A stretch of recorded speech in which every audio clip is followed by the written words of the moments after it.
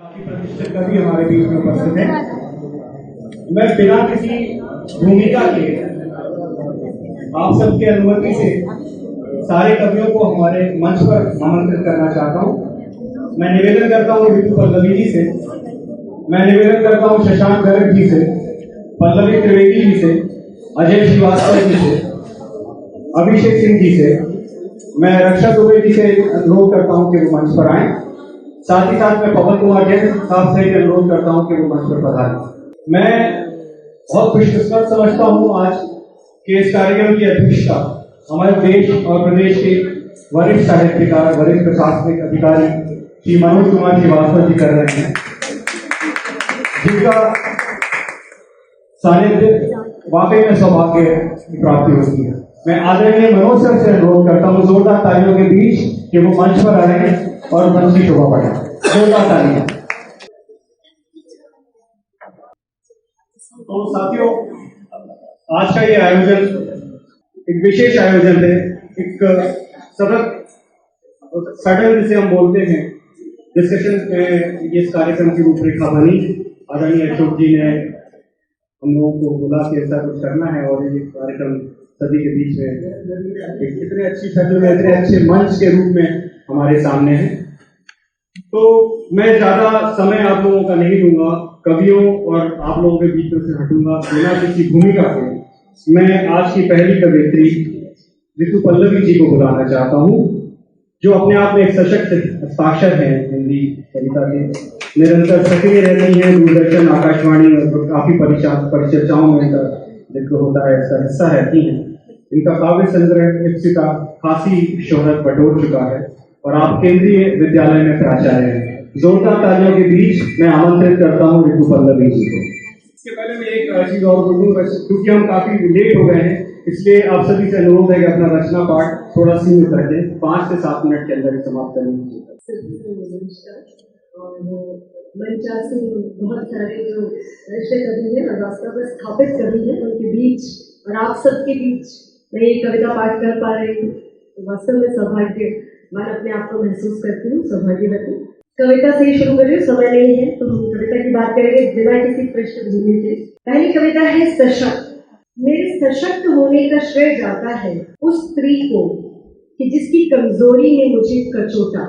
मेरे सशक्त होने का श्रेय जाता है उस स्त्री को कि जिसकी कमजोरी ने मुझे कचोटा और जिसकी दैन्यता ने खड़ा कर दिया मुझे, उसकी विवशता ने कुछ और बड़ा कर दिया मुझे। मेरे आत्मसम्मान की, स्वाभिमान की प्रेरक है वह स्त्री जो वंचित की, कोने में पड़ी थी।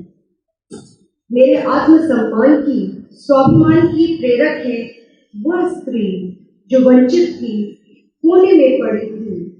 उसकी कसक और आह ने जगा दिया मुझे, उसकी बुझती हर चाह ने अनजाने ही सुलगा दिया मुझे।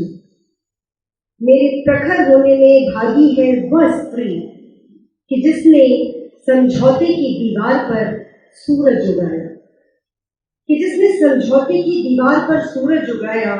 उसके मुरझाई आभा ने आत्मचेतना दी मुझे, उसके संघर्ष ने सजग बना संवेदना दी मुझे। मैं आज सशक्त, तेजस्वी, स्वाभिमानी, अभिव्यक्त जो भी हूँ। मैं आज सशक्त, तेजस्वी, स्वाभिमानी, अभिव्यक्त जो भी हूँ।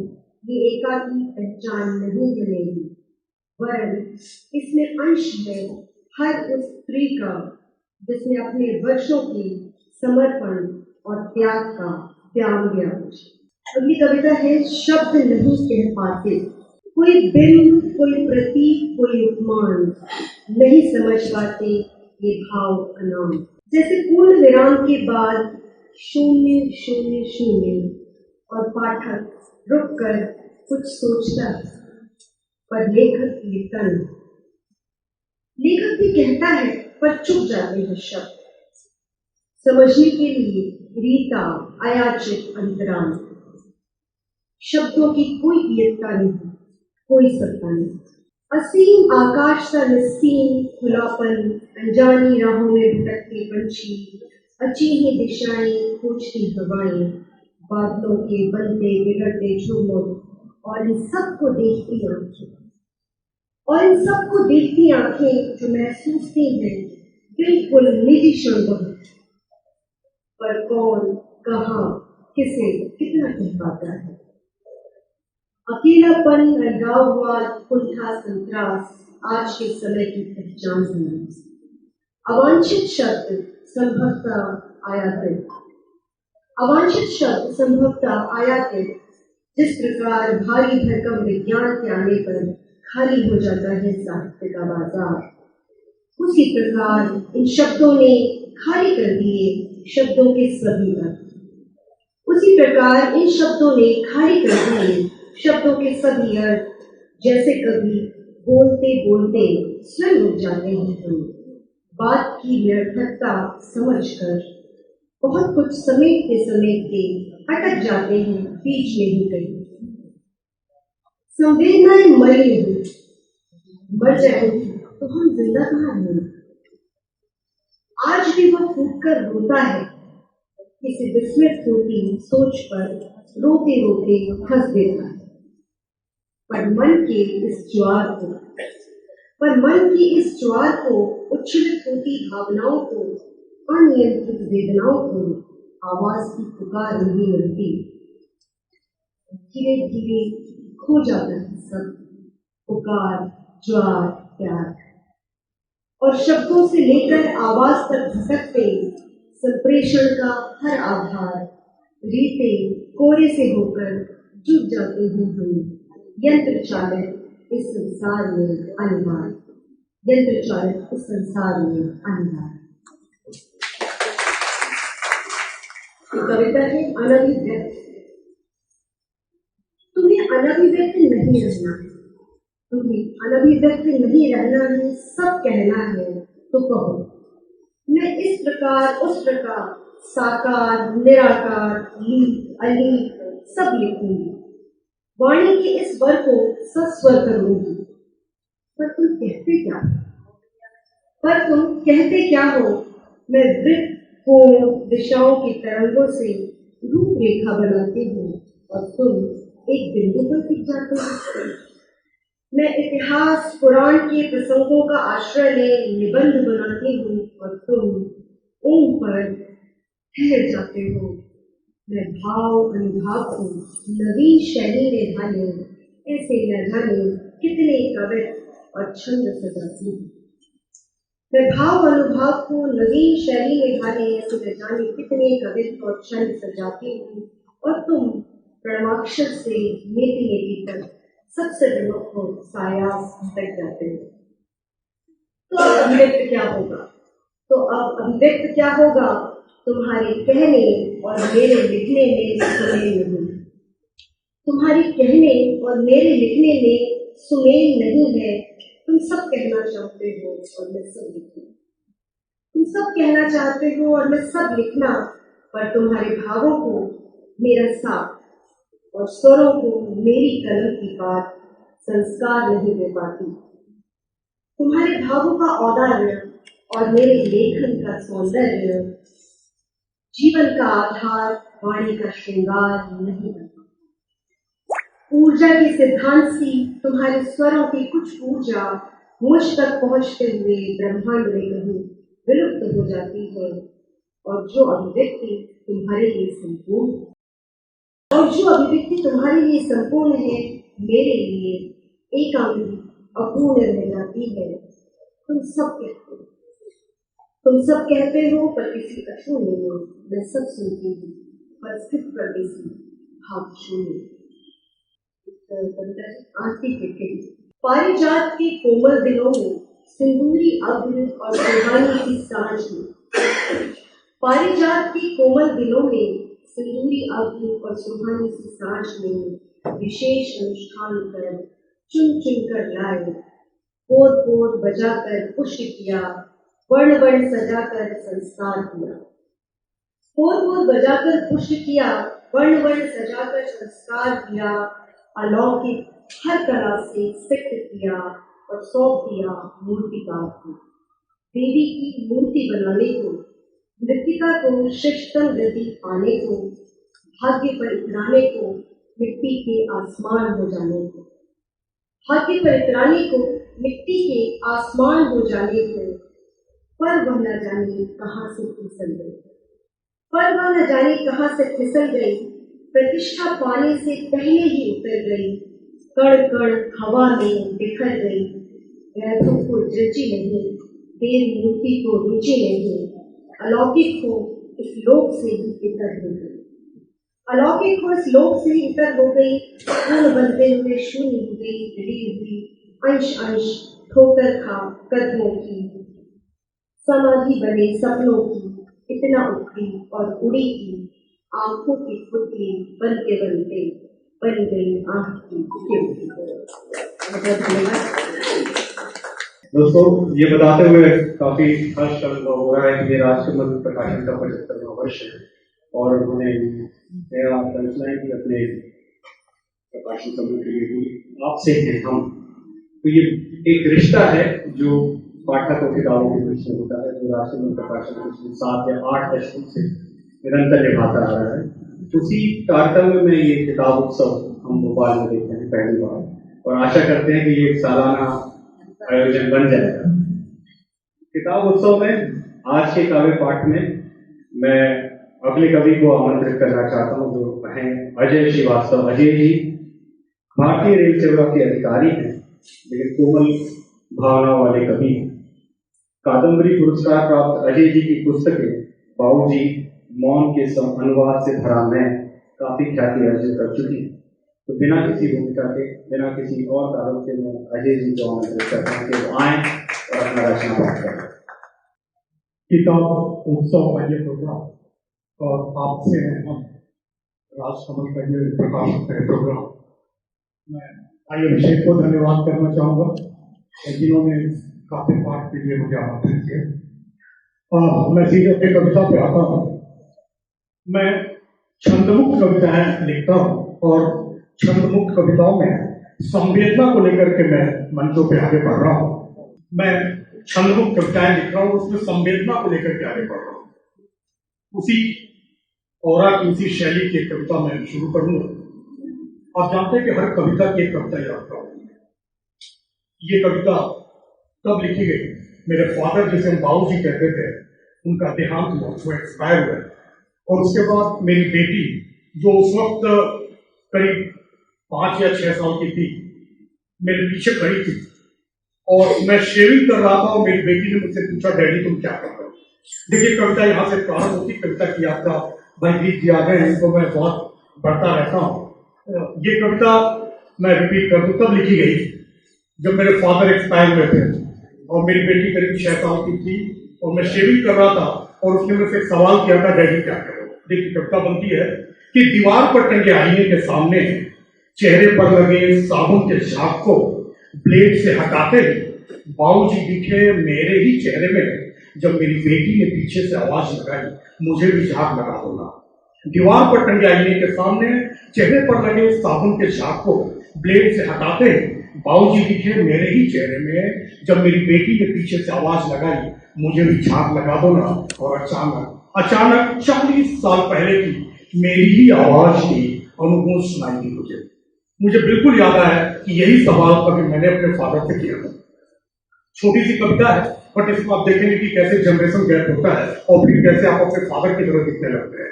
कि दीवार पर टंगे आईने के सामने चेहरे पर लगे साबुन के झाग को ब्लेड से हटाते ही बाबूजी दिखे मेरे ही चेहरे में। जब मेरी बेटी ने पीछे से आवाज लगाई, मुझे भी झाग लगा दो ना। और अचानक 40 साल पहले की मेरी ही आवाज की अनुगूंज सुनाई दी मुझे और मैं मुस्कुरा के रह गया ठीक बाबूजी की तरह। और मैं मुस्कुरा के रह गया ठीक बाबूजी की तरह। आंखों के छोर से, आंसू के रूप में आंखों के छोर से याद आ गया उनका धोती पहनना, खद्दर पहनना, चश्मा लगाना, छड़ी पकड़ना, जल्दी सोना, जल्दी उठना, पढ़ना, पढ़ाना, टोकना, डांटना और हम सब पर बिदक कर पूछना, बाबूजी तुम कैसे रहते हो, क्या करते हो? और अचानक 40 साल पहले की मेरी आवाज के अनुकूल सुनाई दी मुझे, और मैं मुस्कुरा के रह गया ठीक बाबूजी की तरह, और आंखों के छोर से याद आ गया उनका धोती पहनना, खद्दर पहनना, चश्मा लगाना, छड़ी पकड़ना, जल्दी सोना, जल्दी उठना, पढ़ना पढ़ाना, टोकना डांटना, और हम सब पर बिगड़ कर पूछना, अरे बाबूजी तुम कैसे रहते हो, क्या करते हो। और आज मेरी बेटी के मुझसे पूछने पर, अरे यार डैडी तुम कैसे लड़ने लगे हो, बाबूजी का मेरे में प्रवेश। और आज मेरी बेटी के मुझसे पूछने पर, अरे यार डैडी तुम कैसे लगने लगे हो, कौन सी कलाई है, जल्दी सोने लगे हो, जल्दी उठने लगे हो, बहुत टोकने लगे हो, बहुत डांटने लगे हो, बहुत पढ़ने लगे हो, बहुत पढ़ाने लगे हो। तो अचानक कौन आया, वो छोरियों भरा आसान चेहरा जो गोया कह रहा हो, बाबूजी और कोई नहीं है, मैं ही तो अचानक कौन आया, वो झोलियों भरा आसान चेहरा जो गोया कह रहा हो, बाबूजी और कोई नहीं, ये मैं ही तो हूं। और शरीर में पहुंच गई बिजली उस आग की, और शरीर में पहुंच गई बिजली उस आग की जो फैल गई थी बाबूजी के जिस्म पर शमशान में, और मैंने जिसे आंसुओं के समंदर में भिगो कर भुला दिया था, और मैंने जिसे आंसुओं के समंदर में भिगो कर भुला दिया था।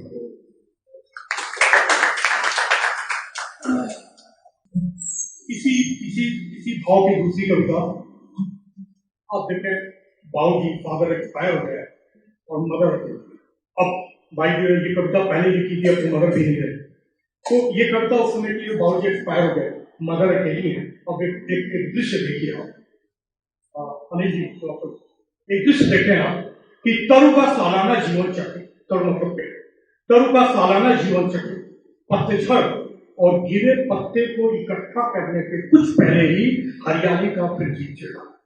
तरु का सालाना जीवन चक्र पतझड़ और गिरे पत्ते को उठाने से कुछ पहले ही हरियाली का फिर जीत चढ़ाना, ठगा समय केवल एक जीवन चक्र के साथ, ठगा समय केवल एक जीवन चक्र के साथ। अब जवान से बूढ़ी हुई अम्मा को ही देखो, अब जवान से बूढ़ी हुई अम्मा को ही देखो, पहले से ज्यादा छोटी, पहले से ज्यादा गोरी। अम्मा खाना खा लो, खा लेती हूँ, अम्मा पानी पी लो, पी लेती हूँ, अम्मा सो जाओ, लो सो लेती हूँ, अम्मा उठ जाओ, उठ जाती हूँ। एक गटरी सी गुड़िया थी सोफे पर बैठी, मेरी दो बेटियों के बीच मेरी तीसरी बेटी सरीखी में गई। सोफे पर बैठी, सोफे, अम्मा अब उठ जाओ, उठ जाती हूँ, अम्मा पानी पी लो, पी लेती हूँ, अम्मा खाना खा लो, खा लेती हूँ, अम्मा उठ जाओ, उठ जाती हूँ।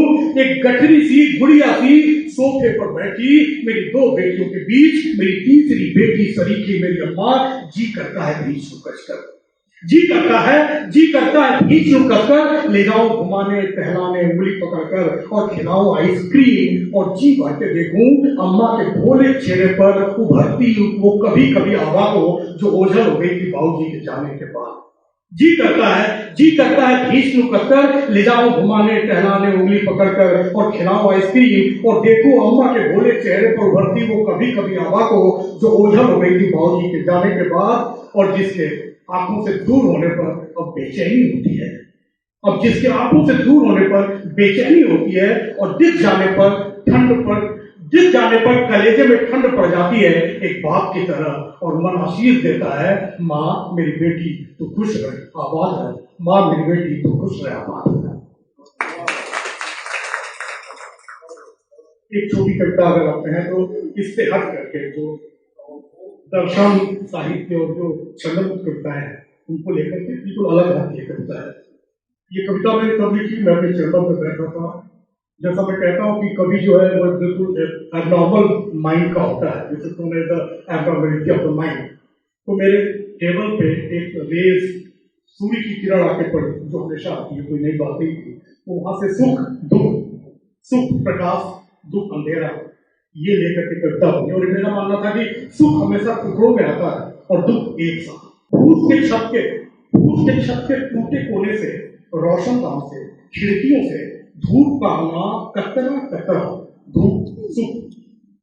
फूस के छत के टूटे कोने से, रोशन दाम से, खिड़कियों से धूप का आना कतरा कतरा, जो गलबटिया डाल जवान होता है परत दर परत ईंट दर ईंट, जो गलबटिया डाल जवान होता है परत दर परत ईंट दर ईंट, और लीलता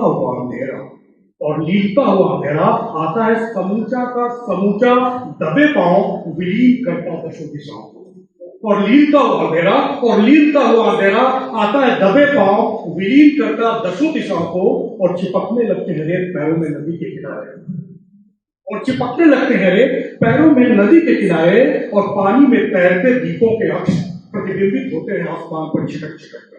मेरा मानना है कि जो तारे हैं वो जो नदी में जो दीप प्रज्वलित कर रहे हैं उसके प्रतिबिंब है, लेकिन चूंकि दुख सुख है इससे भी टुकड़ों टुकड़ों में, और चिपकने लगते हैं रेत पैरों में नदी के किनारे, और पानी में तैरते दीपों के अक्ष प्रतिबिंबित होते हैं आसमान पर छिटक छिटक कर, और सांसों की डोर थामे परिंदे एक कतार में लौटते हैं अंधेरे की पगडंडियों पर, और सांसों की डोर थामे, और सांसों की डोर थामे परिंदे एक कतार में लौटते हैं अंधेरे की पगडंडियों पर, और घूमती रहती है पृथ्वी मंथर गति से सांस की तरह, और घूमती रहती है पृथ्वी मंथर गति से सांस की तरह, और मैं एक ठोस इकट्ठे सूरज की तलाश और मैं एक ठोस इकट्ठे सूरज की तलाश में उलझ जाता हूं अंधेरे की कटीली झाड़ियों में लथपथ, जहां बर्फ के आवाज का सन्नाटा, और मैं अंधेरे की कटीली झाड़ियों में लिपट जाता हूं जहां बर्फ के आवाज का सन्नाटा फैला है जीवन से मृत्यु तक, जहां बर्फ के आवाज का सन्नाटा फैला है जीवन से मृत्यु तक। बढ़िया जी भाई। हमारे अगले कवि हैं शशांक कवि। शशांक यायावरी प्रवृत्ति और हरपनमौला व्यक्तित्व के धनी, पर्यटन, बागवानी, एडवेंचर स्पोर्ट्स, पाक कला और ऊपर से पुलिस ऑफिसर, उसके साथ कवि। तो आप सोच सकते हैं एक व्यक्ति में इतने सारे शेर। तो जोरदार तालियों के बीच मैं आमंत्रित करता हूँ शशांक कवि। बहुत बहुत शुक्रिया बात करने और शेख साहब उन्होंने मुझे आमंत्रित किया है। उनको मैं ऐसे किसी भी सभा में उपस्थित व्यक्ति हूँ, लेकिन फिर भी कि सब आपस के लोग बैठे हैं तो मुझे बहुत ज़्यादा संतोष होगा नहीं। एक छोटी सी नज़्म से शुरुआत करता हूँ। शुरुआती दौर की एक अच्छी कविता जो है आपके सामने है। आज हर चीज़ क्यों मुझसे ही बतियाने लगी है, आज हर चीज क्यों मुझसे ही बतियाने लगी है। यूनिट जो दूरी है, दूरी का जो अपन मीटर या पैमाना जो है उस पर एक छोटी सी नज़्म है ये। आज हर चीज क्यों मुझसे ही बतियाने लगी है, वो रास्ता है ना जो आता है थोड़ा घूम कर घर। अपने प्रियजनों के साथ तो आप लंबा रास्ता चलते हो, वो रास्ता है ना जो आता है थोड़ा घूम कर घर तक। अचानक पूछ बैठा आज मुझसे क्यों अकेले ही। वो साए दरख्तों के पीट करके लेट जाते थे। अच्छे मित्र आपको स्पेस देते हैं। वो साए दरख्तों के पीट करके लेट जाते थे, बदल कर करवटें अचकचा कर भूलते क्यों हैं। वो खुशबू साथ चलती थी जो मेरे खो गई है क्या। वो कुलिया जिसपे हम तुम कभी थक कर बैठ जाते थे, वो कुलिया जिसपे हम तुम कभी थक कर बैठ जाते थे, अचानक मुझसे चलकर खुरदुरी सी हो गई है। गली के मोड़ पर जो घर है उसमें एक खिड़की है, गली के मोड़ पर जो घर है उसमें एक खिड़की है। वो दरवाजे पे जो तकती है वो तिरछी लगी है, वो दरवाजे पे जो तकती है वो तिरछी लगी है। बगीचे से कई जोड़ी निगाहें घूरती हैं, बगीचे से कई जोड़ी निगाहें घूरती हैं। वो लड़की जो खड़ी है अपने घर के सामने, पुस्तक के पीछे से निगाहें बचाकर शायद मुझे ही ताकती है। मुझे ऐसा लगा, पूछा उसी ने क्यों अकेले ही। मुझे ऐसा लगा ये सब यहाँ पर कल नहीं था, मुझे ऐसा लगा ये सब यहाँ पर कल नहीं था।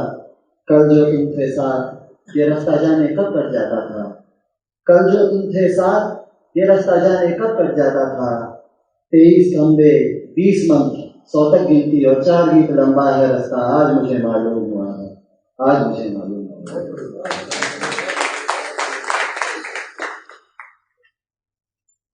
एक नज्म कहने की कामकाजी लोगों की ही 2 छोटी छोटी नज्म है और उन पर ही मैं नहीं सुनाना चाहूँगा। सुनो जाना ये तबकी लू भरी है आंधियाँ या तुम हो गुस्से में।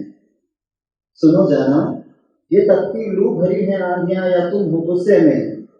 मुझे मालूम है कुछ देर में, मुझे मालूम है कुछ देर में पिघलोगी गरजोगी, बहुत बरसोगी रोओगी। मगर सरसब्ज कर दोगी। सुनो जाना, तुम्हारे नक्शे पा देखे समंदर के किनारे पर, पैरों के निशान नक्शे पा तुम्हें, सुनो जाना, तुम्हारे नक्शे पा देखे समंदर के किनारे पर, तभी जाना तुम्हें जाना, तभी जाना तुम्हें जाना। सभी का ध्यान रखने में बेवाई चरचराई हैं, सभी का ध्यान रखने में बेवाई चरचराई हैं। ये कविताएं हैं संघर्षों की जो छिपते छिपाते एड़ियों में उभर आई हैं। ये कविताएं हैं संघर्षों की जो छिपते छिपाते एड़ियों में उभर आई हैं। सुनो जाना, कभी महसूस पाऊं खुद को ATM की तरह। सुनो जाना, कभी महसूस पाऊं खुद को ATM की तरह। तुम्हें मालूम है मेरे दबीज और सख्त तन मन में, दबीज भारी मजबूत। सुनो जाना, कभी महसूस पाऊं खुद को ATM की तरह। तुम्हें मालूम है मेरे दबीज और सख्त तन मन में खजाना है मोहब्बत का। तुम्हें मालूम है मेरे दबीज और सख्त तन मन में खजाना है मोहब्बत का। तुम ही तक हैं वो सारी कुंजियां जिनको दबाने से रगे जा झंझनाती है। उगल देता हूँ सब कुछ और मोहब्बत गुनगुनाती है, मोहब्बत गुनगुनाती है। एक नज़्म ये भी कामकाजी लोगों की ही कह सकते हैं। मेरी कविताओं का कोई भी व्याकरण नहीं होता, मेरी कविताओं का कोई भी व्याकरण नहीं होता। किसी संडे की अलसाई सुबह जब तुम ये कहती हो, किसी संडे की अलसाई सुबह जब तुम ये कहती हो, जरा सी देर के रुकी रहूं मैं इस रजाई में। किसी सर्दी की अलसाई सुबह जब तुम ये कहती हो, किसी सर्दी की अलसाई सुबह जब तुम ये कहती हो, जरा सी देर के रुकी रहूं मैं इस रजाई में। जो कहता हूँ मैं संडे है, जो कहता हूँ मैं संडे है, तभी अधूरी आंखों से अजब अंगड़ाई सी लेकर के तुम जो मुस्कुराती हो, तुम्हें तकते ही जाने का लोग संवरण नहीं होता। मेरी कविताओं का कोई भी व्याकरण नहीं होता। कभी दफ्तर से आती हो, कभी दफ्तर से आती हो निगाहों से विधि कमनीय काया में, कभी दफ्तर से आती हो निगाहों से विधि कमनीय काया में। धसी हो पत्तियां ताने, धसी हो पत्तियां ताने की केवल तुम जो स्त्री हो, वो स्त्री और हो सुंदर इसी से बस वहां पर। ये चस्पा हो फतवे पसीने से कर हुई उस पीठ पर अक्सर, ये चस्पा हो फतवे पसीने से कर हुई उस पीठ पर अक्सर। मेरे कांधे पे रख कर सर जो तुम कहती हो बड़े से, thanks for everything, thanks for everything, जिसका कोई भी कारण नहीं होता। मेरी कविताओं का कोई भी व्याकरण नहीं होता। कभी जब हम झगड़ते हैं, कभी जब हम झगड़ते हैं कोई मुद्दा नहीं होता, कभी जब हम झगड़ते हैं कोई मुद्दा नहीं होता, या होता भी है तो नशा। कभी जब हम झगड़ते हैं कोई मुद्दा नहीं होता, या होता भी है तो नशा। जो बिटिया आके कहती है बहुत लड़ते हो तुम दोनों, बहुत लड़ते हो तुम दोनों, नहीं करनी है कोई बात में गुस्सा। जो बिटिया आके कहती है बहुत लड़ते हो तुम दोनों, नहीं करनी है बात कोई बात में गुस्सा, तो उसको मनाने का, उठाने का, साथ में गुदगुदाने का कोई भी विवरण नहीं होता। मेरी कविताओं का कोई भी व्याकरण नहीं होता। तुम्हारा फोन बेसिक से थोड़ा स्मार्ट हो जाए, तुम्हारा फोन बेसिक से थोड़ा स्मार्ट हो जाए, मेरी भी घड़ी HMT से टाइटन वॉच हो जाए। मैं अपनी चाय का खर्चा बचाकर फोन लेता हूँ, मैं अपनी चाय का खर्चा बचाकर फोन लेता हूँ। वहीं तुम साल भर घिसती हो 2 साड़ी और कहती हो भली तो है, वहीं तुम साल भर घिसती हो 2 साड़ी और कहती हो भली तो है।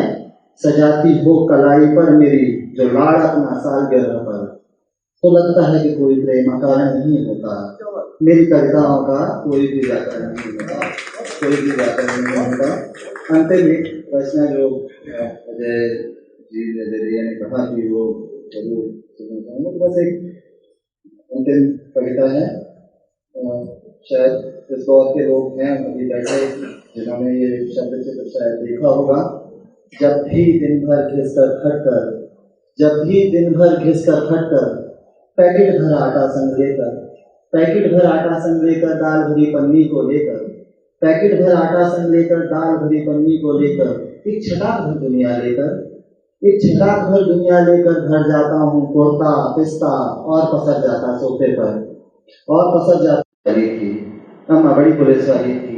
जेठ में गेहूं पूछ में चावल, जेठ में गेहूं पूछ में चावल, जेठ में गेहूं पूछ में चावल, इसमें मूंग तो उसमें अरहर, बंद मुट्ठी में लेकर सहलाएगा, सौंधा होगा, खूब खिलेगा, सड़ जाएगा, सहलाएगा, सौंधा होगा, खूब खिलेगा, सड़ जाएगा। अम्मा कैसे भीतर घुसकर दाना दाना पढ़ लेती थी।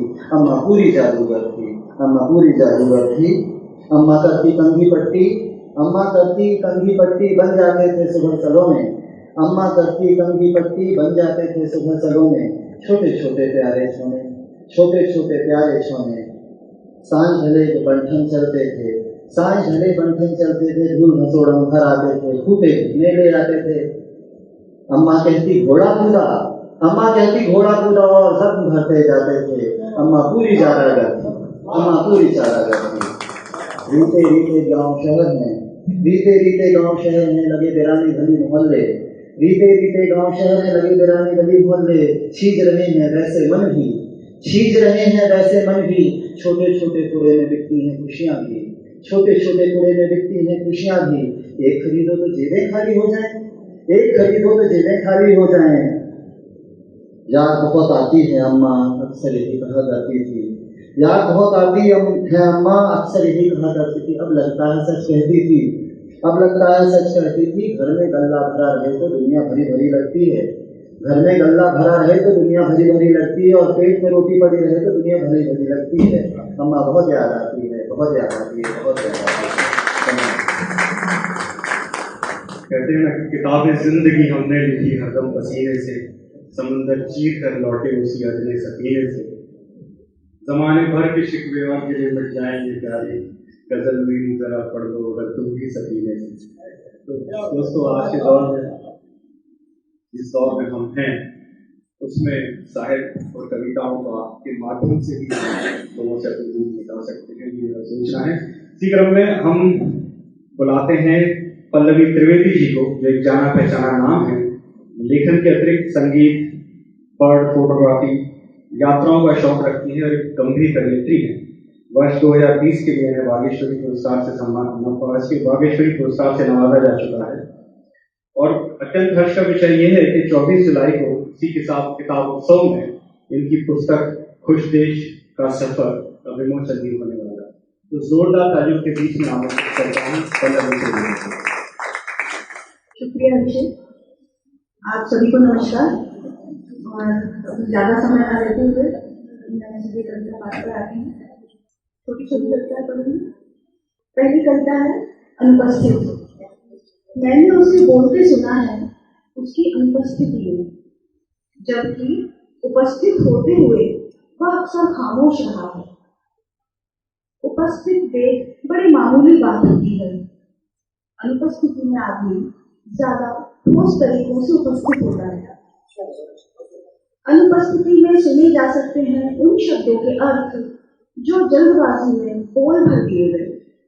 पढ़े जा सकते हैं इत्मीनान से चेहरे के वो भाव जो उसके जाने के बाद मेज पर किताब की तरफ छुपे रह गए। महसूस की जा सकती है स्मृतियों की संतरे को छिलकी सी देर तक। उसे भी यूं ही ज्यादा देखा, ज्यादा जाना, ज्यादा सुना मैंने। उसे भी यूं ही ज्यादा देखा, ज्यादा जाना, ज्यादा सुना मैंने। साकार उपस्थिति का एक दिन देता है कई दिन निराकार उपस्थिति के।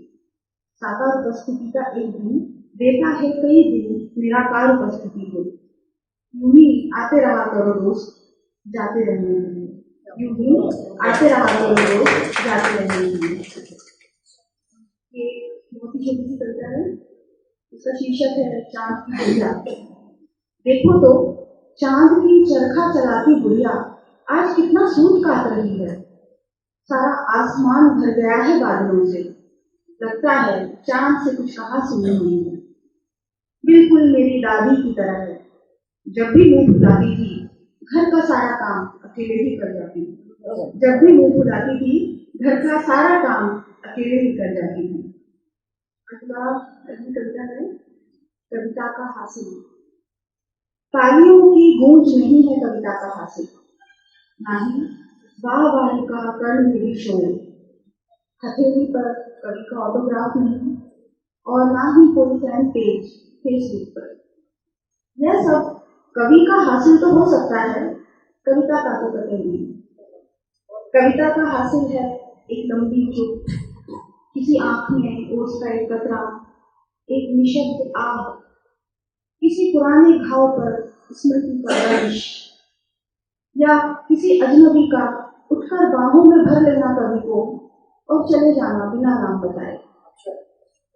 कविता उपचार है पृथ्वी की गहरी चोटों का, कविता उपचार है पृथ्वी की गहरी चोटों का, और यह उपकार भी है भाषा का उसके प्रेमियों का, और यह उपकार भी है भाषा का उसके प्रेमियों का। इसका शीर्षक है रोलो पुरुषों। बड़ा कमजोर होता है बुक्का फाड़कर रोता हुआ आदमी, बड़ा कमजोर होता है बुक्का फाड़कर रोता हुआ आदमी। मजबूत आदमी बड़ी ईर्ष्या रखते हैं इस कमजोर आदमी। सुनो लड़की, किसी पुरुष को बेहद चाहती हो, सुनो लड़की, किसी पुरुष को बेहद चाहती हो तो एक काम जरूर करना, उसे अपने सामने फूट फूट कर रो सकने की सहजता देना। दुनिया वालों, दो लोगों को कभी मत रोकना, एक दुनिया के सामने दोहरी होकर हंसती हुई स्त्री को, और दूसरा बिलख बिलख कर रोते हुए आदमी को। यह उस सहजता के दुर्लभ दृश्य हैं जिनका की दम घोंट किया गया। ओ मेरे पुरुष मित्र, याद है जब जन्म के बाद नहीं रोए थे, तब नर्स ने जबरन रुलाया था ये कहते हुए कि रोना बहुत जरूरी है इसके जीने के लिए, कि रोना बहुत जरूरी है इसके जीने के लिए। बड़े होकर यह बात भूल कैसे गए? रोलो पुरुषों, जी भर कर रोलो, रोलो पुरुषों, जी भर कर रोलो, ताकि तुम जान सको कि छाती पर से पत्थर का हटना क्या होता है। ओ मेरे प्रेम, आखिर में अगर कुछ याद रह जाएगा तो वह तुम्हारी बाहों में मचलती पेशियों की मछलियां नहीं होंगी, तो वह तुम्हारी बाहों में मचलती पेशियों की मछलियां नहीं होंगी, वह तुम्हारी आंख में छिलछिलाया एक कतरा समंदर होगा। ओ पुरुष, स्त्री जब बिखरे तो उसे फूलों सा सहेज लेना। ओ पुरुष, स्त्री जब बिखरे तो उसे फूलों सा सहेज लेना। ओ स्त्री, पुरुष को टूट कर बिखरने के लिए थोड़ी सी जमीन देना, पुरुष को टूट कर बिखरने के लिए थोड़ी सी जमीन देना।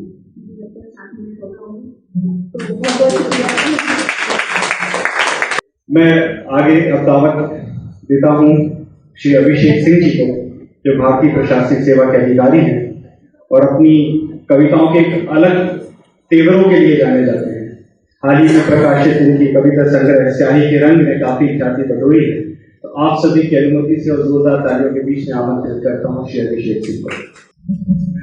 धन्यवाद देता हूँ और सर और की अनुमति से कुछ संपर्क करना चाहता हूँ। पहला मंच वो है माफ करें। मैं सर पहली कविता पढ़ना चाहता हूँ। वे डूब मरे अच्छा, वे डूब मरे अच्छा हुआ, न जाने कितनी लड़कियां कुएं में पानी भरते हुए गिर गई या फिर गिराई गई। वे डूब मरे अच्छा हुआ, न जाने कितनी लड़कियां कुएं में पानी भरते हुए गिर गई या फिर गिराई गई। वे जिंदा रहे, पानी पिलाते रहे और लड़कियों को निगलते रहे। वे जिंदा रहे, पानी पिलाते रहे और लड़कियों को निगलते रहे। ये नल न लड़कियों को निगलते हैं, न उनसे पानी भरवाते हैं, नल पानी भी पिलाते हैं और लड़कियों की जिंदगी भी महफूज सकते हैं। अच्छा हुआ कि स्टोव खाक, अच्छा हुआ कि स्टोव खाक हो गए, न जाने कितने स्टोव फटे और न जाने कितनी लड़कियां जन्म ली। अच्छा हुआ कि स्टोव खाक हो गए, न जाने कितनी स्टोव फटे और न जाने कितनी लड़कियां जन्म ली। ये पंखे भी काश मर जाए, ये पंखे भी काश मर जाए और जहर की शीशियां। कौन जाने उनके मरने से कितनी लड़कियां बचे और जिए। वो सब अस्त्र और उपकरण जो लड़कियों की बड़ी मांग पे आए हैं, उनके मर जाने में मेरी सहमति है। तो मैं एक दूसरी उत्तर सुनाना चाहूंगा आपके मुख से। ये भी लड़कियों की दिखने आधी दुनिया का पूरा उदास। एक बच्ची कैसे कहती है, एक सांझ मैंने पिता की खिड़की से आधा चांद देखा। एक सांझ मैंने पिता की खिड़की से आधा चांद देखा। भाई की आंखों से आधी दुनिया और प्रेमी के स्पर्श से आधी दुनिया। एक सांझ मैंने पिता की खिड़की से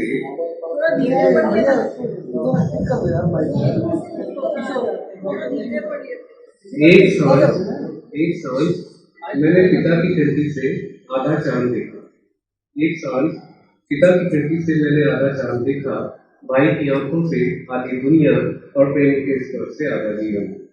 लेकिन मुझे चांद पीला, जीवन नीरस और दुनिया उदास। लेकिन मुझे चांद पीला, जीवन नीरस और दुनिया उदास दिखी। कुछ हिस्सों में अंधेरा, कुछ में मायूसी, कुछ में उनका सा दर्द मेरे दुनिया में देखा। फिर वो लड़की क्या करती, फिर मैंने पिता की खिड़की से छलांग लगाई। भाई को नई दुनिया का रास्ता बताया और प्रेमी के हाथों में मेहंदी लगाकर उसे खूबसूरत बना दिया। मैंने अपने हाथों से पूरी दुनिया की नई तस्वीर बनाई और उसमें आधी दुनिया की तरफ से पूरा उजाला भर दिया, चांद को उजला किया और पूरी दुनिया को ब्लैक एंड व्हाइट से कलर कर दिया। मैं सर 2-3 कविताएं और सुनाना चाहूँगा। ये सर थोड़ी व्यवस्था पे है,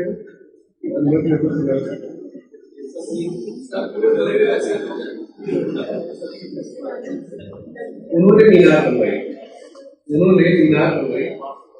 मीनार बनवाई और उस पर मेरे तमाम हक खुदवा दिए ताकि मैं भी जान सकूं और उन्हें मांग सकूं। उन्होंने मीनार बनवाई, उस पर मेरे तमाम हक खुदवा दिए ताकि मैं भी जान सकूं और उसे मांग सकूं। मगर एक गफलत हो गई सरकार को। मैं मीनार देखने लायक न रहा, मेरी आंखों का मोतिया भी पक गया। जिन्हें मेरे हक देने थे वही तो मीनार के तामीरदार थे। इस तरह मेरी नाकामियों का सिलसिला शुरू हुआ। मैं भटकता रहा शहर भर, इस छोर से उस छोर तक, मगर मुझे कोई तर्जुमेकार न मिला। वैसे अपनी तकरीर में सरकार ने कहा था कि सारे इल्म और तुम्हारी बेकसी के सब इलाज इस मीनार में दर्ज है। जिंदगी भर की सब मुसीबतों का हल इसमें बयां है, मगर मेरा गुनाह था वो इल्म में पढ़ न सका। मीनार भी मेरी थी और उस पर लिखी रवायत थी और सारे हक भी मेरे थे, मगर मैं किसी की भी तस्दीक न कर सका। इस तरह सरकार और मेरे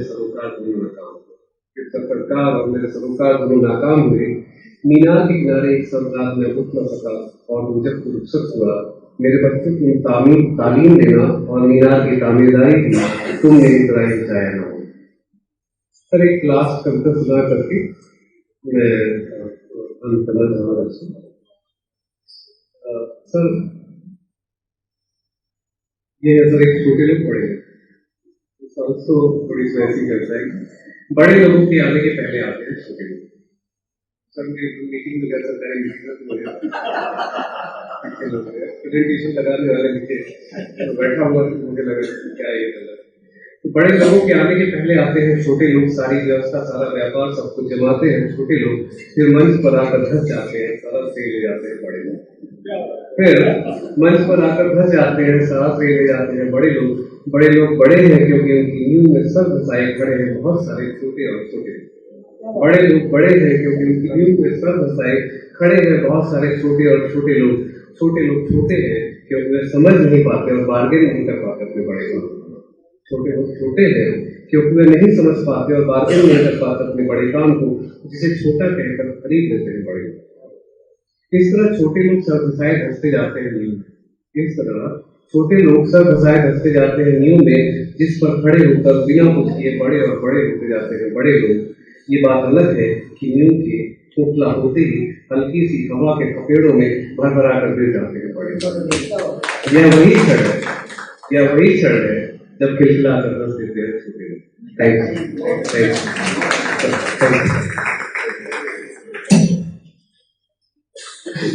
बहुत बड़ी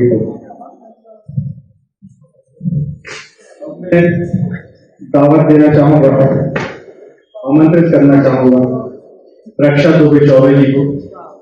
ये नाम किसी परिचय का मोहताज नहीं है। जीएसटी जैसे विभाग में आप सहायक आयुक्त हैं, पर बिना टैक्स काटे अपनी अनुभूतियों को कविता की शक्ल देने में पारंगत है। देशज लगाओ इनकी रचनाओं की जान है और अपने संग्रह सहसा कुछ नहीं होता के लिए आपको इस वर्ष का वागेश्वरी पुरस्कार भी मिला, तो इसके लिए भी जोरदार तालियां हो जाए।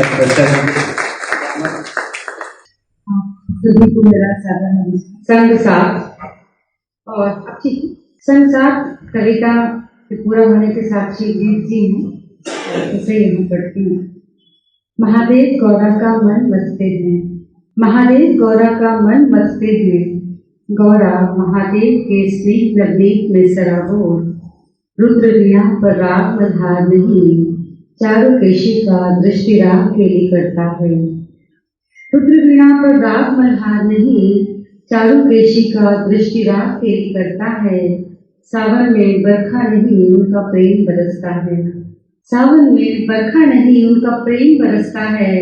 लोग देव मिलकर काटते हैं धान्य, हरिया जाता है धात्री का मन, तृप्त होती है पेट की आग। मनुष्य कीट पतंगे और चिड़ै चुनमुन नाच पाते हैं मन भर, जीवन की कविता निर्मल मति को अपनी पूर्णता प्राप्त कर लेती है। एक कविता नर्मदा पर रेखांकन के दौरान हुई, उसे पढ़ती हूँ कि नर्मदा के शीतल जल में सूरज मिटाना चाहता है अपनी तपन, जानता नहीं कि नर्मदा का जी खुद की आग में चल रहा है अहर्निश। नर्मदा ने विछोह में धुंधुआना नहीं, पिघले लावा सा बह जाना चुना। नर्मदा ने विछोह में धुंधुआना नहीं, पिघले लावा सा बह जाना चुना, और क्षणांश में भस्म कर लिया अपने सुख संबंध का सबसे कोमल हिस्सा। अनल लहरियों से उठ रहे हैं, संसार को भस्मीभूत कर देने वाले सहस्त्रों स्फुल्लिंग ने नर्मदा मुस्कुरा कर उन्हें अपनी चोटी में गूंथ लेती है। नर्मदा मुस्कुरा कर उन्हें अपनी चोटी में गूंथ लेती है। तपन की लाली उसके कपोलों को और रक्तिम कर देती है। स्वाभिमान का चुनाव उसका सौंदर्य अगणित कर देता है। अहरा सजगता से बहती देवा जानती है कि विक्षोभ था अलहड़ता का परिणाम, शांति है अपने स्व के रक्षण की। वह यह भी जानती है कि तिर्यक रास्तों का चुनाव पात्रता मांगता है। वह यह भी जानती है कि तिर्यक रास्तों का चुनाव पात्रता मांगता है। हुजूम में शुरू यात्रा भी अंततः स्वयं पर ही समाप्त होती है। नर्मदा ने प्रेम में शिला न बनकर तरल होना चुना। नर्मदा ने प्रेम में शिला न बनकर तरल होना चुना। जो प्रेम दृष्टि से समष्टि हो जाए वही बुझा पाता है संसार के प्रेम की प्यास। एक कविता पिछले दिनों पातालकोट की यात्रा के दौरान हुई, तो पढ़ती हूँ कि घटली का गांव बहुत नीचे है। विक्की मैडम को नमस्ते बोलो, विक्की मैडम को नमस्ते बोलो। करीने से लिपे पुते आंगन में मकई अंजोर सी वह टेरती है। बच्चे का नाम सुनकर चौंकती हूँ, तुम्हारा नाम क्या है? तुम्हारा नाम क्या है? सूरज उठी वह बताती है। बहुत सुंदर नाम है सूरज, जैसी तुम तेजस्वी हो ठीक वैसा तुम्हारा नाम। कहाँ मैडम, हम तो काले हैं। वह मायूस होती है। तेज का रंग से कोई संबंध नहीं होता, तेज का रंग से कोई संबंध नहीं होता। किसी जीन्स कुर्ता पहने शहरी पढ़े लिखे की इस मान्यता से वह थोड़ी आश्वस्त होती है। बच्चे का नाम बहुत फिल्मी रखा है, वह सकुचा जाती है। बच्चे का नाम बहुत फिल्मी रखा है, वह सकुचा जाती है। भौहों के तिर्यक इशारे से घर के भीतर इंगित करती है। गेरू पुती दीवार पर पोस्टर में विकी कौशल की सजी हुई देह बादलों के बीच बाहें फैलाए मुस्कुरा रही है। मुझे विक्की बहुत पसंद है, बस इसलिए बेटे का नाम विक्की रख लिया, वरना उसके बाबा तो घनश्याम रखना चाहते थे। मैं इस आग्रह और ईमानदारी पर मुस्कुरा देती हूँ। कल्पना करती हूँ कि काश कभी विकी कौशल घटलिंगा आए और पपड़ी आए, होंठ तक नाक बहाए, हद से ज्यादा फूले पेट वाले अपने हमनाम को गोद में उठाकर सूरज की आंख में तेरे बादल को देख सके। एक कविता बहुसंख्यक औरतें। वे संख्या में बहुत हैं, मोटी काली नाटी। वे संख्या में बहुत हैं, मोटी काली नाटी। सौंदर्य के स्थापित प्रतिमानों से बिल्कुल उलट, चमकदार त्वचा, गजरारी आंखें, पतली कमर, रेशमी बाल, कुछ भी नहीं उनके पास। टीवी सिनेमा की चमकदार स्क्रीन और सौंदर्य प्रतियोगिताओं के तराशे हुए जिस्म की औरतों से एकदम भिन्न वे नहीं आती किसी पुरुष के सपने में, यहाँ तक कि किसी की उत्तेजना का कारण ही नहीं है वे। उनके नितांत अंतरंग क्षणों में उनके ही पुरुष की आंखों में झिलमिलाता है दूसरी औरतों का तराशा हुआ जिस्म। उनसे मिटाई जा सकती है केवल भूख, उनसे मिटाई जा सकती है केवल भूख।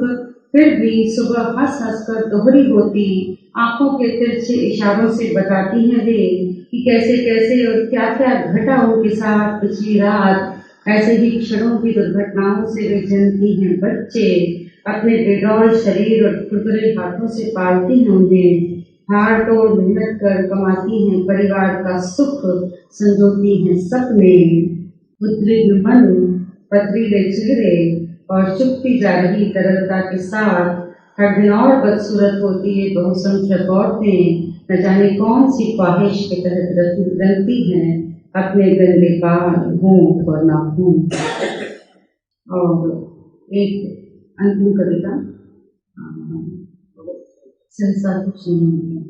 सहसा कुछ नहीं होता, बीतते समय के साथ कविता खुद को रचती है धीरे धीरे। यह अखबारी प्रशंसाओं और आलोचनाओं का समय है, यह अखबारी प्रशंसाओं और आलोचनाओं का समय है।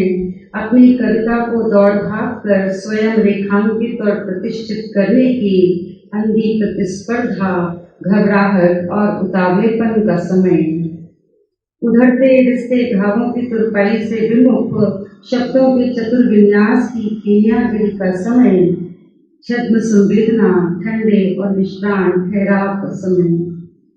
अपना मुहावरा गढ़ना सबसे बड़ी चुनौती है समय की, और चुप्पी में नगाड़ों की तरह बजते शब्दों के रंग रूप गंध स्वाद और स्वरों के वैविध्य को पहचानना सबसे कठिन परीक्षा।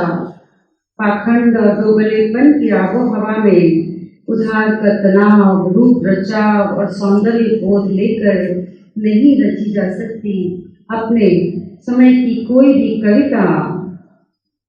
पाखंड और दोगलेपन की आबो हवा में उधार का तनाव, रूप रचाव और सौंदर्य बोध लेकर नहीं रची जा सकती अपने समय की कोई भी कविता। ऐसी ठस कोशिशों से टूट जाता है कविता का कोमल मन। बहुत धन्यवाद। इस तरह गजल में एक मक्ता होता है, तो आज की काव्य संध्या के मक्ते पे आ गए हैं। वैसे हमने काफी समय का ध्यान रखा है अपने, ये तो है। तो अब हम, जैसा कि मैं बोल रहा था कि हमारे अंतिम पड़ाव पर हैं कभी संध्या, आज के काव्य संध्या पे, और आदरणीय मनोज सर को हम जी भर के सुनेंगे आज, तो मौका लगा तो मैं भी 4 लाइनें सुना ही देता हूँ।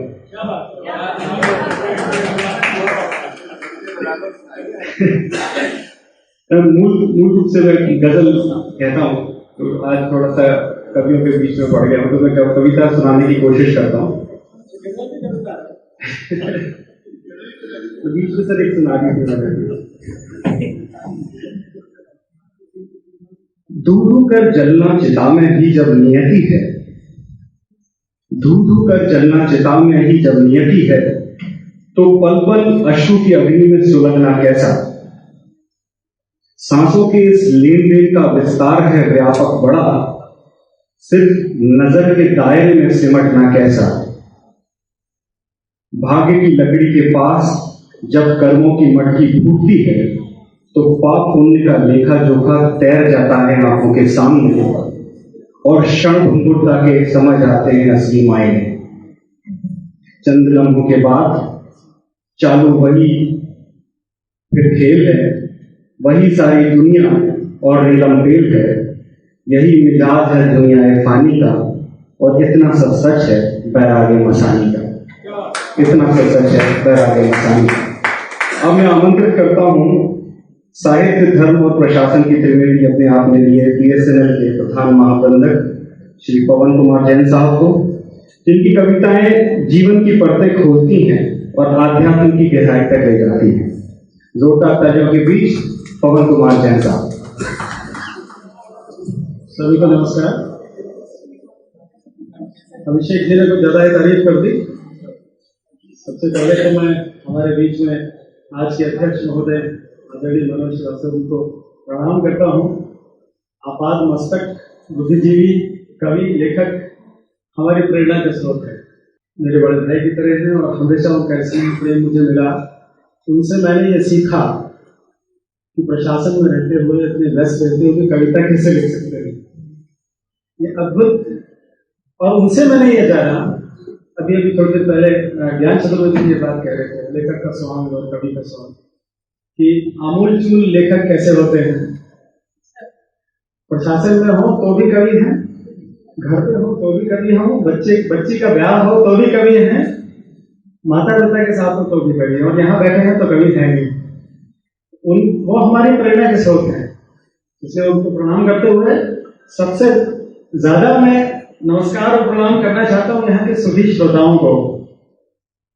बहुत दिनों से एक मन में कंसीडर्ड ओपिनियन बन गया था कि कविता कोई सुनता नहीं है, कोई पढ़ता नहीं है, केवल लिखते हैं।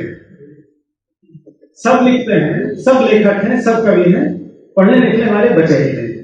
जिनको रुचि है वो लिखने लग जाते हैं, वो किसी और की पढ़ते नहीं है, और जिनको रुचि नहीं है वो न लिखते हैं न पढ़ते हैं। पर आप सब यहाँ बैठ के हमारी कविताएं सुन रहे, बारंबार प्रणाम करता हूँ। बहुत बहुत धन्यवाद यहाँ आने का। और तीसरी बात जो है कि अभिषेक ने जो इतनी अच्छी अपॉर्चुनिटी यहाँ पैदा की, सभी सिविल सर्वेंट लोग यहाँ पे, सिविल सर्वेंट कवियों को, लेखकों को यहाँ बुलाया, एक अच्छा अवसर है। क्योंकि जो जिन परिस्थितियों में होता है उसका अपना चश्मा होता है, उसी ढंग से वो जीवन को देखता है। कोई IAS ऑफिसर है, वो नीचे से ऊपर तक उठा है, जहां भी पहुंचा है पहले नीचे से देखा, ऊपर से देख रहा है, वो एक सामंजस्य बैठाता है और तब कविता चलती है। ऐसे ही बड़े बड़े सिविल सर्वेंट हमारे बीच हैं, सबको मैं नमस्कार करता हूँ और अपने साथ बिठाने के लिए धन्यवाद देता हूँ। मुझे एक्चुअली यहाँ पे बड़ा अजीब सा लग रहा है, सब लोग इतने अच्छे अच्छे कवि हैं, तमाम पुरस्कार मिले हुए हैं। मैं बहुत रेगुलर लिख भी नहीं पाता हूँ, लेकिन जो थोड़ा बहुत लिखा है आपके सामने पेश करता हूँ। जीवन को मैं कैसे देखता हूँ, मुझे लगता है कि जीवन एक कविता की तरह है। तो जीवन तो गीत है विधाता का, जीवन तो गीत है विधाता का, समसुर हो जाए हम। जीवन तो गीत है विधाता का, समसुर हो जाए हम। आओ कवि गाएं हम गीत गुनगुनाएं, आओ कवि गाएं हम गीत गुनगुनाएं हम। ये गीता, ये गीत जीवन का बहुत जरूरी है। देखिए कैसे पूरी सृष्टि में विराट गीत चल रहा है कि सृष्टि के अणुओं में कण कण का नर्तन है। सृष्टि के अणुओं में साइंस से भी देखें तो प्रोटॉन, इलेक्ट्रॉन सब नाच रहे हैं। तो सृष्टि के अणुओं में कण कण का नर्तन है। अगजग में व्याप्त रही माया अनिवर्चन है। ये जो पदार्थ का जगत है वो उसी नर्तन से उत्पन्न है। अगजग में व्याप्त रही माया अनिवर्चन है, धनता और ऋणता में कैसा संघर्ष है। ये संघर्ष निरंतर चल रहा है।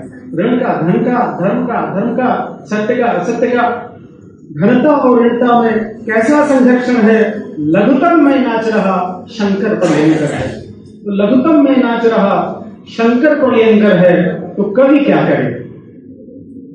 तो तांडव में सृजन के, तांडव में सृजन के ताल सुर सजाए हम। आओ कवि गाए हम गीत गुनगुनाए हम, आओ कवि गाए हम गीत गुनगुनाए हम। अब देखिए कैसे कैसे अस्तित्व निरंतर एक नृत्य और गीत में है। इसको एक कवि और एक विज्ञान के विद्यार्थी के रूप में मैंने कहने की कोशिश की है कि प्रचंड सौर मंडल के केंद्र में दिनकर है। प्रचंड सौर मंडल के केंद्र में दिनकर है। वर्तुल में नर्तित से धरती शुक्रादिक है। वर्तुल में नर्तित से धरती शुक्रादिक है। और चक्र गतिक तारों में बल का सामंजस्य है। चक्र गतिक तारों में बल का सामंजस्य है। अग्निधूल गैसों के पिंड में भी समरस है। अग्निधूल गैसों के पिंड में भी समरस है। तो समरस हो कान्हा संग रास फिर रचाए हम। आओ कवि गाए हम गीत गुनगुनाए हम। आओ कवि गाए हम गीत गुनगुनाए हम। अगला बंद इसका है कि कोटि कोटि तारों में ब्रह्म विस्तारित है। अनंत, इस ब्रह्मांड में अनंत तारे हैं। कोटि कोटि तारों में ब्रह्म विस्तारित है। शंकर की माया है बात यही पारित है। आचार्य शंकर इसको माया कहते हैं। पदार्थ का जगह कोटि कोटि तारों में ब्रह्म विस्तारित है, शंकर की माया है बात यही पारित है। इस विराट मंडल में धूलि कण से छोटे हैं, इस विराट मंडल में धूलि कण से छोटे हैं, दिव्यता के शिखरों की नींद से भी ओछे हैं। तो लघुता जब इतनी हो, तो लघुता जब इतनी हो तो खो ही क्यों न जाए हम। लघुता जब इतनी, आत्मविसर्जन, तो लघुता जब इतनी हो तो खो ही क्यों न जाए हम। आओ कभी गाएं हम गीत गुनगुनाए हम, आओ कभी गाएं हम गीत गुनगुनाए हम। अब जीवन की ये तो एक फिलोसॉफिकल बात हो गई, लेकिन जीवन है कैसा? जैसे भगवान बुद्ध कहते हैं जीवन दुख है। मैंने कहने की कोशिश की है कि शूलों के भूतल हैं, शूलों के भूतल हैं, पीड़ा के अंबर हैं। शूलों के भूतल हैं, पीड़ा के अंबर हैं। सपनों का बहता है रक्त यहाँ झरझर है, सपनों का बहता है रक्त यहाँ झरझर है। लाशों पर नाच रहे दानव दिगंबर हैं, धरती के मानव का नरक से स्वयंवर है। स्वयंवर तक मैंने खासतौर पर यहाँ कहा, हमने खुद चुना है, वी हैव क्रिएटेड। शूलों के भूतल हैं, पीड़ा के अंबर हैं, सपनों का बहता है रक्त यहाँ झरझर है। लाशों पर नाच रहे दानव दिगंबर हैं, धरती के मानव का नरक से स्वयंवर है। तो हम क्या करें? कभी क्या करें? तो वेदना की वेदी पर, वेदना की वेदी पर स्वर सुमन चढ़ाएं हम, आओ कभी गाएं हम गीत गुनगुनाए हम। जीवन तो गीत है विधाता का, समसुर हो जाए हम, आओ कभी गाएं हम गीत गुनगुनाए। अभी जैसे मुक्त छंदी कविताओं की चर्चा हो रही थी, यहाँ पे एक थोड़ा सा डिफरेंट डायरेक्शन मैंने एक कविता में लेने की कोशिश की है।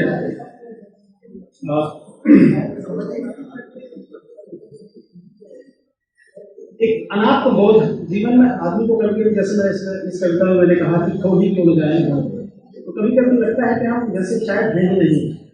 उसको मैंने कविता में कहने की कोशिश की है। और वो अनुभूति होती है जब आप गहरे प्रेम में होते हैं। समय की वल्गा, समय की वल्गा शिथिल हो जाती है तुम्हारे निकट। वल्गा कहते हैं लगाम को, क्षमा करिए समय की वल्गा शिथिल हो जाती है तुम्हारे निकट, तब समय का अनुभव नहीं होता, या शायद समय ही नहीं होता।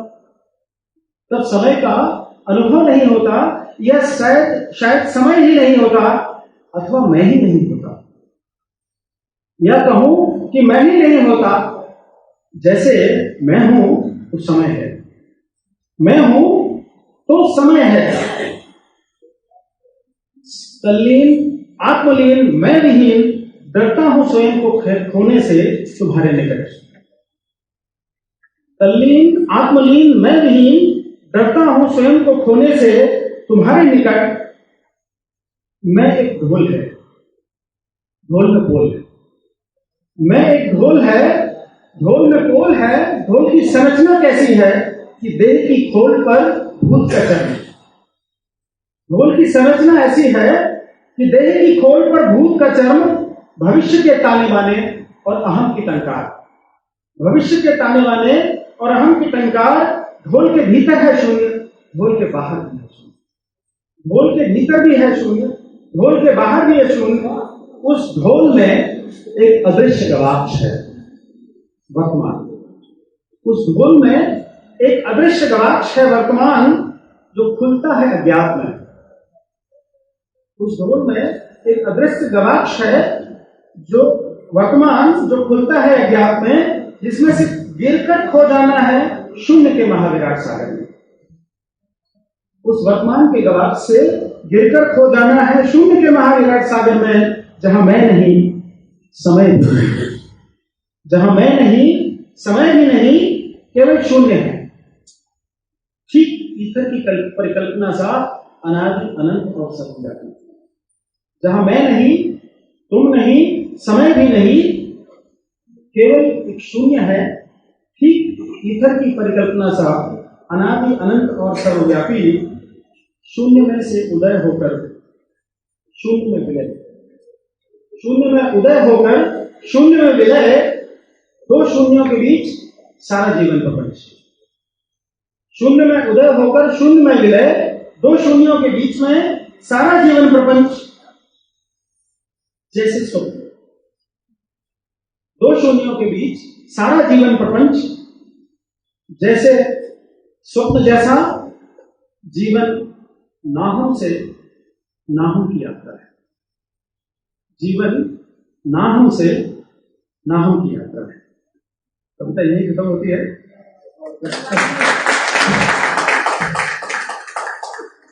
आप सब लोगों को बहुत बहुत धन्यवाद। आपने मेरी कविता को इतने प्रेम से सुना।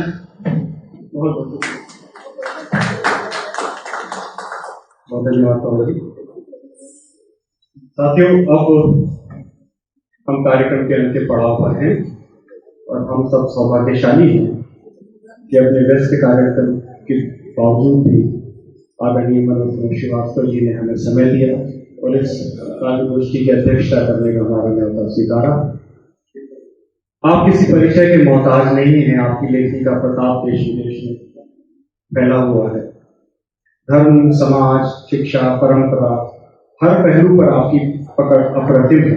कभी कभी तो आश्चर्य होता है कि IAS में व्यस्त होने के बावजूद आपकी इतनी स्टडी है, आप कितना पढ़ते हैं, कितना लिखते हैं, वाकई में सीखने वाली बात है। तो आप सबकी जोरदार तालियों के बीच में आमंत्रित करता हूँ आदरणीय मनोज जी को कि वो आए, अपना अध्यक्षीय उद्बोधन दें एवं रचना पाठ से हम सबको। अभिषेक ने भी परिचय में बोला कि आप व्यस्त समय में से आपने निकाले। ये मुझे लगता है उन्होंने आदत के कारण बोला होगा, अब तो मैं रिटायर है।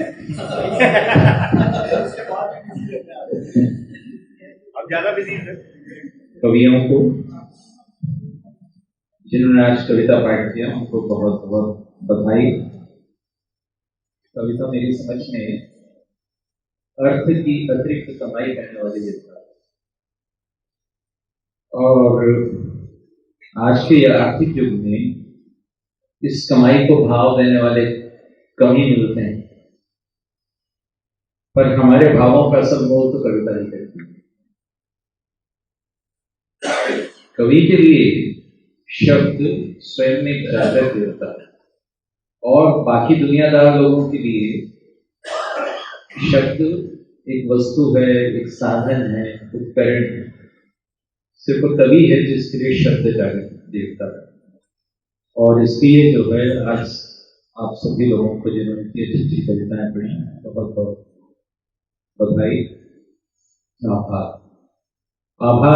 राजकुमार प्रकाशन करती उन्होंने ये किताब उत्सव उस समय किया जब पर्दे को जो है किताब का विकल्प बताकर बहुत से प्रकाशकों को, बहुत से पाठकों को एक तरह की नॉस्ट्रेडामसी निराशा के मंजर में मुब्तला करने की कोशिशें ये कहके हो रही हैं कि अब किताब की मृत्यु हो चुकी है। ऐसे कैसेंड्रा क्राइस, ऐसे कैसेंड्रा जो कंदन है वो खूब चल रहे हैं, जो बताते हैं कि साहब डेथ ऑफ द रीडर, पाठक की मृत्यु हो चुकी है। और ये पुराने समय से थोड़ी सी भिन्न बात। पहले जो है ये था कि बड़ा पर्दा था और छोटा पर्दा था, लेकिन बड़ा पर्दा हो या छोटा पर्दा हो, दोनों ही जो है किताब से प्रतिद्वंदिता नहीं करते, क्योंकि वे किताब के को जो है बिंब में तो कन्वर्ट करते थे, बिंब में तो बदलते थे। लेकिन ये जो आया है नया पर्दा जो हमारे कंप्यूटर का या हमारे मोबाइल का है, ये पाठ्य वस्तु को बिंब में परिवर्तित नहीं करता है, ये पाठ्य वस्तु को जस का तस उठाकर जो है प्रस्तुत कर देता है। और इसलिए पुस्तक के लिए वास्तविक चुनौती का प्रतिनिधित्व करता है,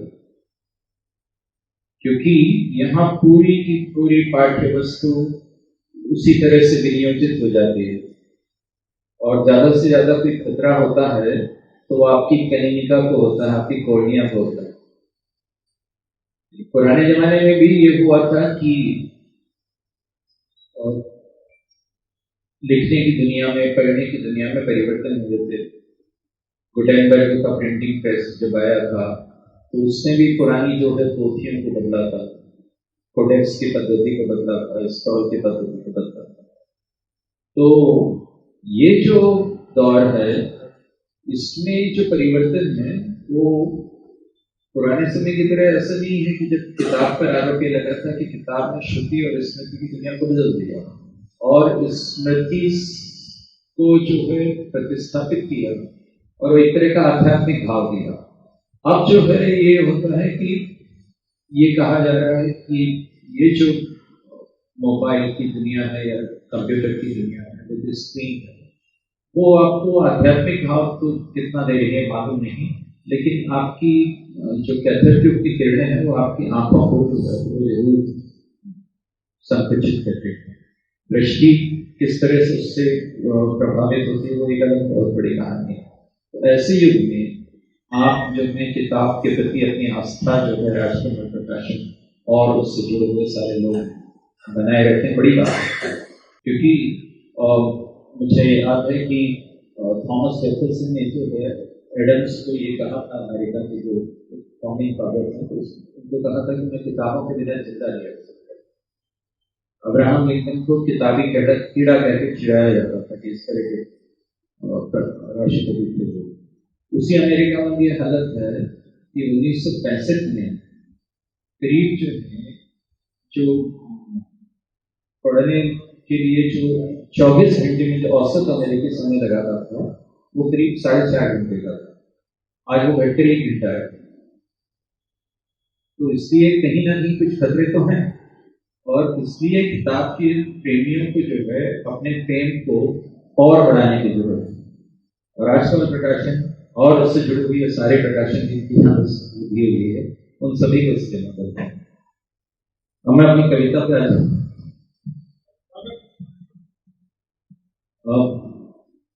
ये मैंने कविता की तरह नहीं लिखी थी, ये पुस्तक है, छोटी सी पुस्तक है। वो होती है ना शादी में मामा लोग जो है हमेशा खड़े हो जाते हैं, उनको एक दायित्व दिया जाता है कि आप जो है वो पढ़ेंगे कुछ कविता, और वो लोग एक कुछ रटा से पढ़ते हैं। मैं उस समय जब मेरी बिटिया की शादी हुई थी बदानिया की, तो मैंने कहा कि मैं पिता की हैसियत से जरा कुछ स्नैपशॉट्स देता हूँ उसकी पैदा होने से लेकर और उसके अभी तक के समय के। तो ये कुछ कविताएं जो है छोटी छोटी उन्हीं पर लिखी थी। जब वह एक कोपल सी खिली इस बहुत फैली हुई सृष्टि के विपिन ब्रह्मकमल की, जब वह एक कोपल सी खिली इस बहुत फैली हुई सृष्टि के विपिन में ब्रह्मकमल की और पलकों को मिचमिचाकर समा गई माँ की गोद में, और पलकों को मिचमिचाकर समा गई माँ की गोद में, उसी पल से जैसे समाती नहीं है त्रिभुवन में मेरी को लग कि जैसे पूर्ण हो गया परिवार, कि जैसे अस्तित्व की यदि कोई पूर्णता संभव है तो वह तभी है जब ये पलकें यूं देखती हैं मुझे और यूं छिपकती हैं माँ के आंचल की हरियाली पर। जब वह एक कोपल सी खिली इस बहुत फैली हुई सृष्टि के विपिन में ब्रह्मकमल की और पलकों को मिचमिचाकर समा गई माँ की गोद में, उसी पल से जैसे समाती नहीं है त्रिभुवन में मेरी पुलक कि जैसे पूर्ण हो गया परिवार, कि जैसे अस्तित्व की यदि कोई पूर्णता संभव है तो वो तभी है जब ये पलकें यूं देखती हैं मुझे और यूं चपकती हैं माँ के आंचल की हरियाली बनकर, कि अब जब वह तैयार हो रही है इस विश्व को देन सी, कि अब जब वह तैयार हो रही है इस विश्व को देन सी दान सी हम दोनों के बहुत छोटे हाथों के, कि अब जब वह तैयार हो रही है इस विश्व को देन सी दान सी हम दोनों के बहुत छोटे हाथों के, और हम मांगते हैं ईशान पप्पा उसके लिए, और हम मांगते हैं ईशान पप्पा उसके लिए, हंस के कहता है ईश्वर, और हम मांगते हैं ईशान पप्पा उसके लिए, हंस के कहता है ईश्वर, वो ईशान पप्पा है। क्या बात है। दूसरी थी, जब उसे पहली बार गोदी में लिया, जब उसे पहली बार गोदी में लिया तो लगा कि एक फूल दिया है मुझे मेरे प्रिया ने मेरे हाथ। जब उसे पहली बार गोदी में लिया तो लगा कि एक फूल दिया है मुझे मेरी प्रिया ने मेरे हाथ में, कि जिसकी पाखुरियां भी इतनी नाजुक हैं जिन्हें संभालने की योग्यता भी मुझे नहीं। जब उसे पहली बार गोदी में लिया तो लगा कि एक फूल दिया है मुझे मेरी प्रिया ने मेरे हाथ में, कि जिसकी पाखुरियां भी इतनी नाजुक हैं जिन्हें संभालने की योग्यता भी मुझे नहीं। इसी एक क्षण मेरी प्रिया ने मुझे जीत लिया, इसका ना इरादा होने में। इसी एक क्षण मेरी प्रिया ने मुझे जीत लिया, इसका ना इरादा होने में। कुछ उसका स्वत्व था अधिक, कुछ उसका स्वत्व था अधिक, बड़ी रहस्यमयता थी उस पल, उससे कुछ ज्यादा। ये उसकी बिल्कुल शुरुआती हो, उसकी नजरें कहीं फैलती ही नहीं। मैंने जब उसे पहली बार गोद में लिया, उसकी नजरें कहीं फैलती ही नहीं। मैंने जब उसे पहली बार गोद में लिया, लगता था जैसे वो जन्मते ही पूरी दुनिया का नजरी नक्शा खींचने को तत्पर। उसकी नजरें कहीं फैलती ही नहीं थी। मैंने जब उसे पहली बार गोद में लिया, लगता था जैसे वो जन्मते ही पूरी दुनिया का नजरी नक्शा खींचने को तत्पर है। मैं सोच रहा था कि वो मुझे देखेगी, मैं सोच रहा था कि वो मुझे देखेगी, लेकिन वह मेरे पार भी देखेगी।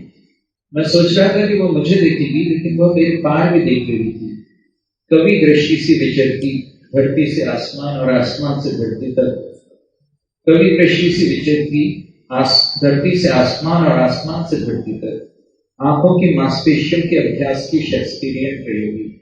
सब तरफ कुछ दिनों देखने के बाद, सब तरफ कुछ दिनों देखने के बाद, जब उसकी दृष्टि एकाग्र होगी, कव्यत्री से जैसे उसे बन जाना है योगी।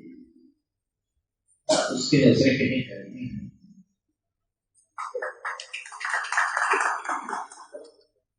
और वह रात, ये दूसरी कविता है, और वह रात को ही पूरी चैतन्य होती, दिन तो अब उसका अक्सर सोते में ही बीत जाता। और वह रात को ही पूरी चैतन्य होती थी, दिन तो उसका अक्सर सोते में ही बीत जाता था। रात को जब उसकी माँ को सोना होता था, ये देवी पूर्णतः सचेत और सक्रिय और व्यस्त। और वह रात को ही पूरी चैतन्य होती थी, दिन तो अक्सर उसका सोने में ही बीत जाता था। रात को जब उसकी माँ को सोना होता था, ये देवी पूर्णतः सचेत और सक्रिय और व्यस्त। गुड नाइट की संस्कृति के एकदम खिलाफ, गुड नाइट की संस्कृति के एकदम खिलाफ शब्द खेल की खैरियत मनाई। उसकी माँ उसके हस्तक्षेपों के बीच नींद के टुकड़े जोड़ती हुई, उसकी माँ उसके हस्तक्षेपों के बीच नींद के टुकड़े जोड़ती हुई। और वह माँ पर अपने अधिकार की चेतना से आश्वस्त, और वह माँ पर अपने अधिकार की चेतना से आश्वस्त माँ के चेहरे को अपनी तरफ मोड़ती है। जब वह आई तो खाली हाथ नहीं है,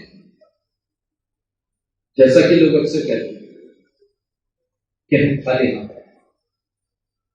जब वह आई तो खाली हाथ नहीं है, जैसा कि लोग अक्सर कहते हैं कि हम खाली हाथ हैं। जब वह आई तो अपने साथ स्वर्ग का एक टुकड़ा उतार, जब वह आई तो अपने साथ स्वर्ग का एक टुकड़ा उतार और उसे बिछा दिया घर के फर्श।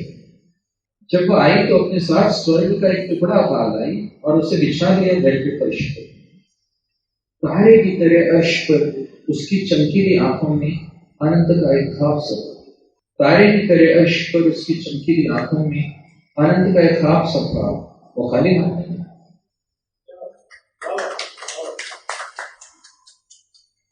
वह सबसे ज्यादा आकर्षित होती थी जब उसे कोई गिलहरी मिलती। वह सबसे ज्यादा आकर्षित होती थी जब उसे कोई गिलहरी मिलती थी। तब उसकी उत्तेजना की कोई सीमा नहीं। उसे उसकी गति अच्छी लगती थी, उसकी फुर्ती, उसका एकदम से ऊपर चढ़ जाना पेड़ों की फंदी पर। उसे उसकी गति अच्छी लगती थी, उसकी फुर्ती, उसका एकदम से ऊपर चढ़ जाना पेड़ों की फंदी पर। चूंकि वो खुद इतनी तेजी से यहाँ वहां नहीं जा सकती थी, तो संभवतः यह उसके शिष्य की क्षतिपूर्ति थी।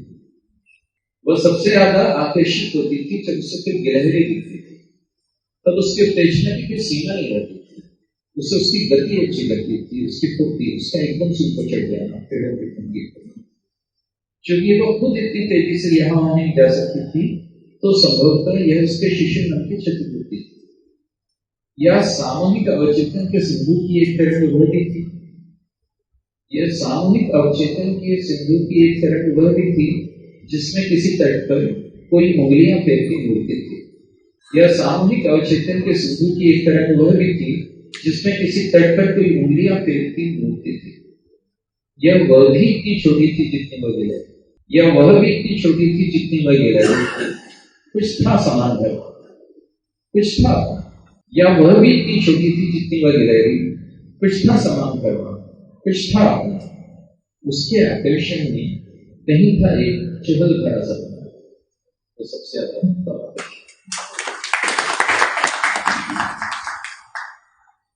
ये मैं आखिरी पढ़ रहा हूँ। पॉपी के लाल लाल फूलों के बीच खड़ी थी वो। मैं मंदसौर कलेक्टर था उसके बाद। पॉपी के लाल लाल फूलों के बीच खड़ी थी वो। उसकी आंखों में जो चमक थी वो धरती के वायुमंडल के ऊपर जाकर देखे गए सितारों से भी अधिक ही थी। पॉपी के लाल लाल फूलों के बीच खड़ी थी वो। उसकी आंखों में जो चमक थी वो धरती के वायुमंडल के ऊपर जाकर देखे गए सितारों से भी अधिक ही थी।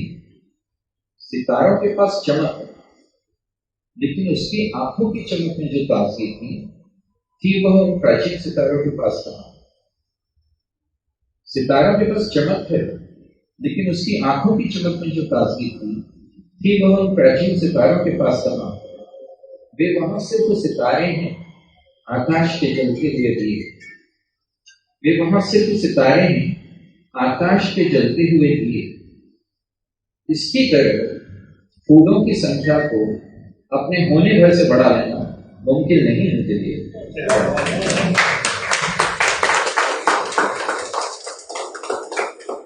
बहुत धन्यवाद सर। और आप सभी सभी श्रोताओं का भी मैं बहुत धन्यवाद करता हूँ। समस्त साहित्यकारों का मैं धन्यवाद करता हूँ। साथ ही राजकमल प्रकाशन के मुखिया आदरणीय अशोक माहेश्वरी जी का भी मैं धन्यवाद करता हूँ और उन्हें आमंत्रित करता हूँ कि इस कार्यक्रम का आभार प्रदर्शन जोरदार ताली अशोक जी की। आप सभी का बहुत बहुत धन्यवाद। आप सभी बहुत वरिष्ठ अधिकारी हैं और कविता से इतने गहरे जुड़े हैं कि बहुत अच्छी और खुशी की बात है। कविता सहृदयता का प्रतीक है और हम एक पाठक, एक पुस्तक प्रेमी के नाते यह मानकर चलते हैं कि अच्छा व्यक्ति भी अच्छा कवि हो सकता है। आप सब अच्छे कवि हैं और मेरे मन में ये कहने की बात आ रही है कि आप जितने अच्छे कवि हैं, जितने अच्छे व्यक्ति हैं, तो मतलब जो समाज की जो परेशानियां हैं उन्हें भी इतनी अच्छी तरह से दूर करते होंगे, हम भी आशा करते हैं तो जरूर करते होंगे। आप सबका, श्रोताओं का भी और आप सबका मुझे कवियों का भी बहुत बहुत धन्यवाद, बहुत बहुत